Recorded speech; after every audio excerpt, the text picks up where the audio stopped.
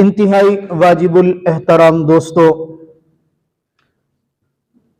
آپ حضرات کے علم میں ہے کہ ہماری کوشش ہوتی ہے کہ آپ حضرات کے سامنے جو بھی اہم موقع آتا ہے، اہم تاریخ ہوتی ہے، انگریزی تاریخ ہو یا اسلامی تاریخ ہو، وطن عزیز ملک پاکستان کی تاریخ ہو یا تاریخ اسلام ہو، اہم واقعہ، اہم موقع، اہم شخصیات کا تذکرہ آپ حضرات کے سامنے کرنا ہم اپنا فرض منصبی سمجھتے ہیں، اور الحمدللہ تعالی جتنا ہم سے ممکن ہوتا ہے ہم آپ کی مجلس کے اندر آپ کے سامنے اپنی ذمہ داری کو نبھانے کی کوشش کرتے ہیں۔ آج اسلامی مہینہ جمادی الثانی کی 22 تاریخ ہے۔ آج کی تاریخ کو بڑی ایک اہم شخصیت کا تذکرہ آپ کے سامنے کرنا ہے۔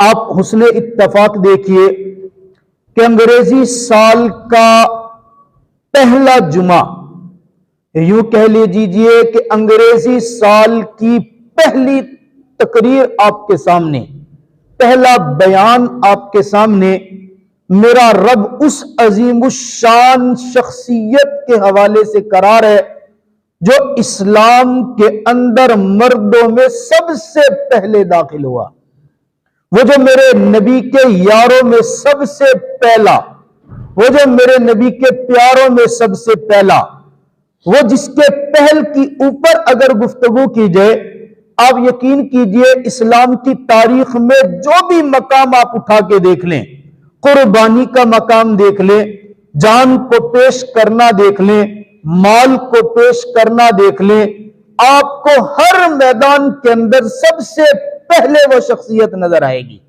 آپ دیکھیں گے کہ میرے نبی کے بچپن کے اندر سب سے پہلا یار بننے والا وہی ہے، میرے نبی کے ساتھ جوانی میں سب سے زیادہ وقت گزارنے والا وہی ہے، میرے آقا نے جب اپنی ذمہ داری نبھانے کے لیے کلمہ اسلام جب پیش کیا تو سب سے پہلے بغیر کسی تذبذب کے اسلام قبول کرنے والا وہی ہے، اسلام کے اندر سب سے پہلے خلیفہ بننے والا وہی ہے۔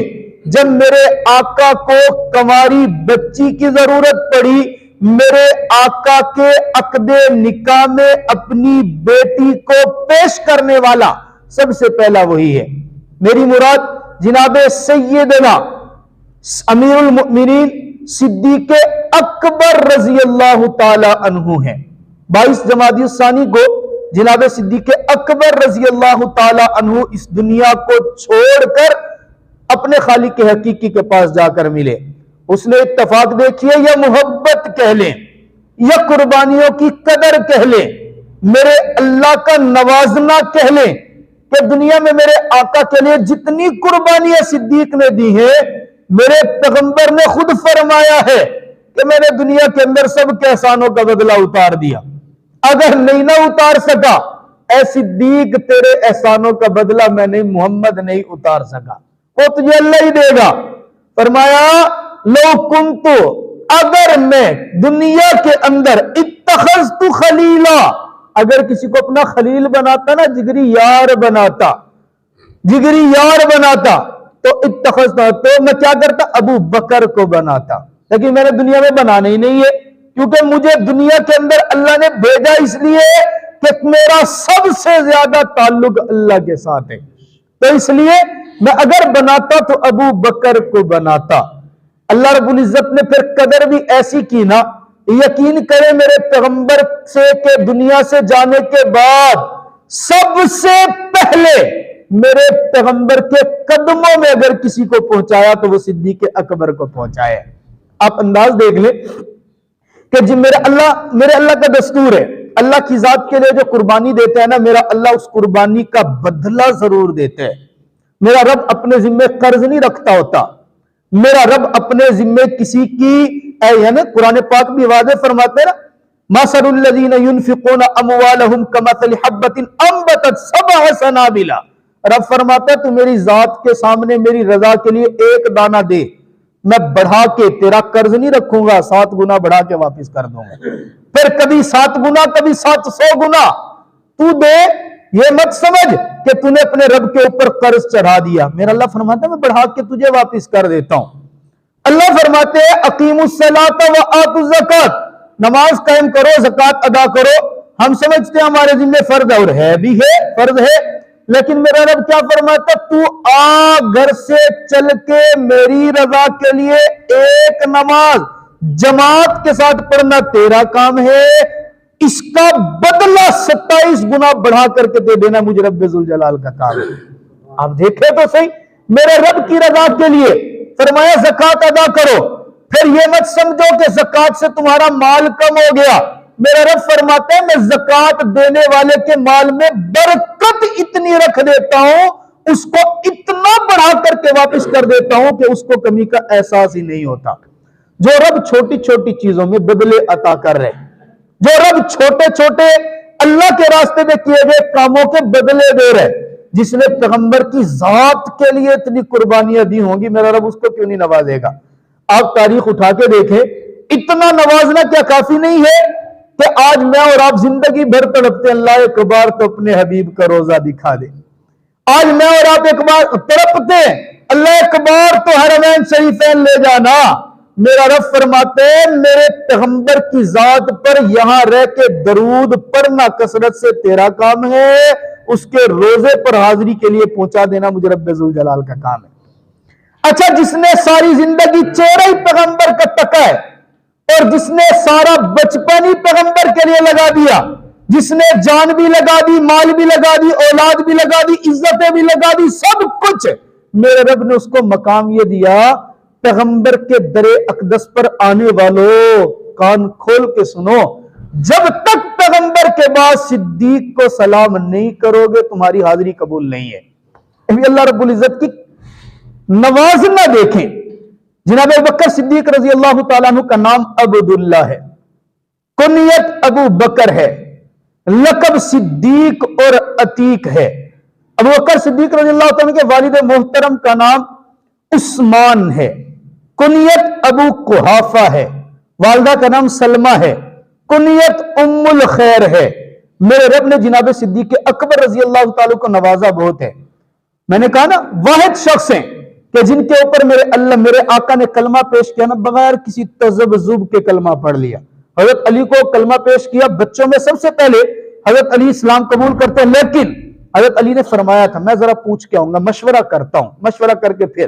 حضرت عمر رضی اللہ تعالیٰ کو تو واقعہ بڑا مشہور ہو، تو مرنے مارنے پہ اتر رہے تھے، بلکہ میرے آقا کو قتل کرنے کے لیے تلوار لے کر نکلے تھے۔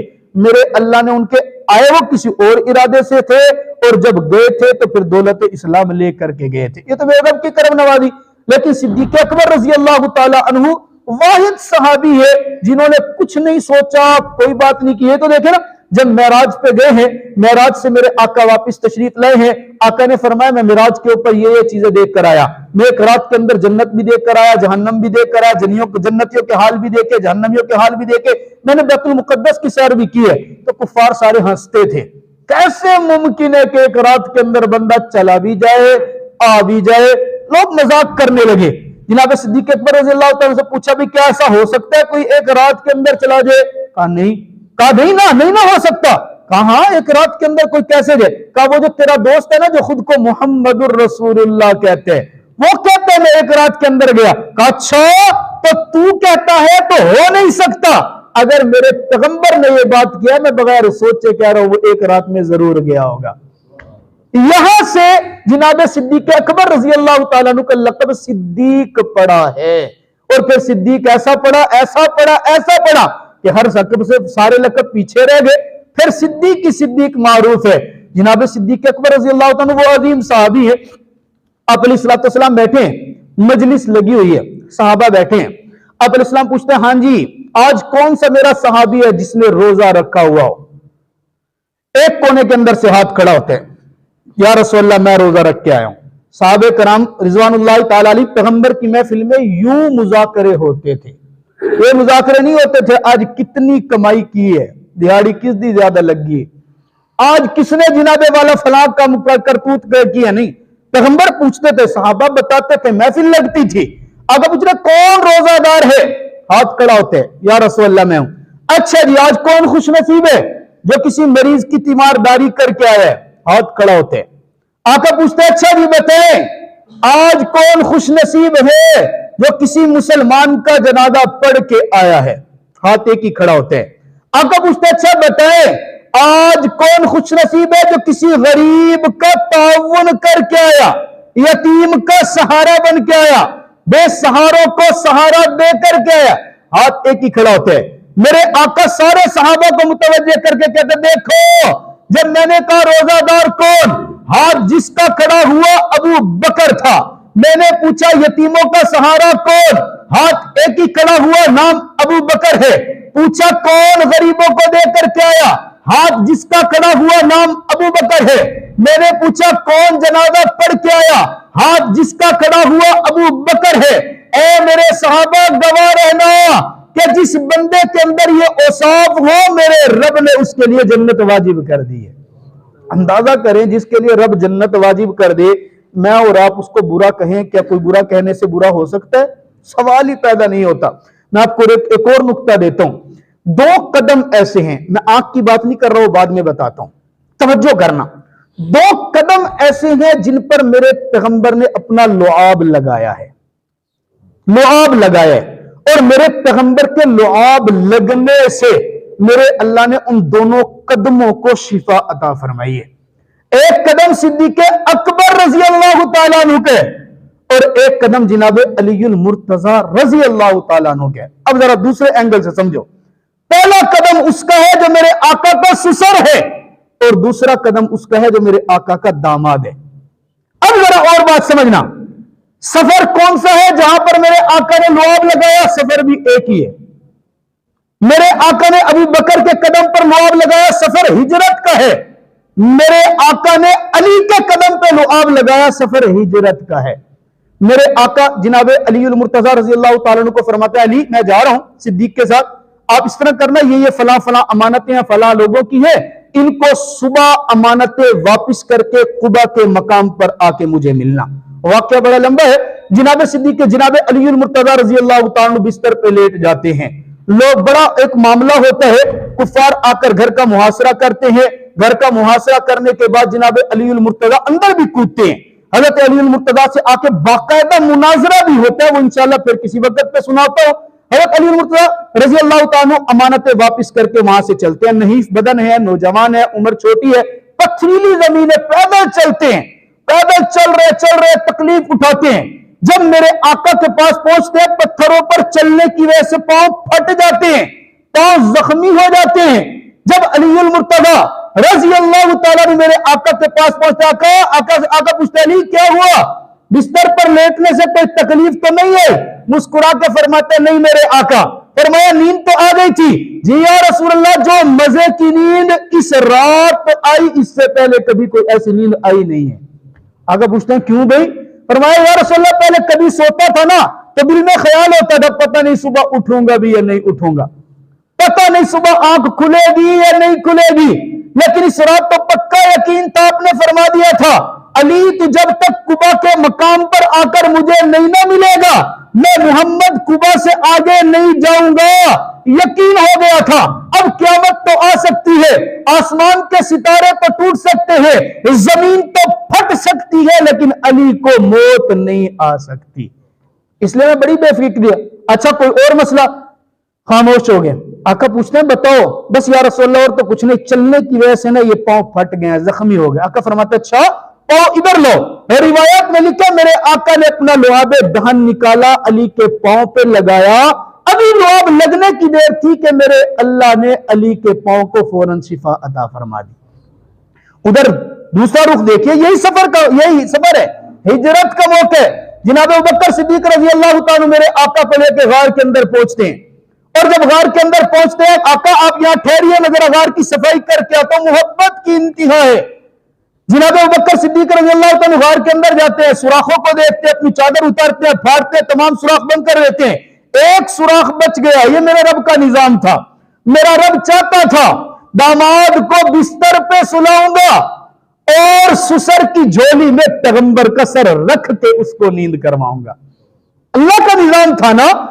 अल्लाह चाहता तो चादर में बरकत इतनी देता कि उस सुराख को भी मेरा रब बंद करवा देता।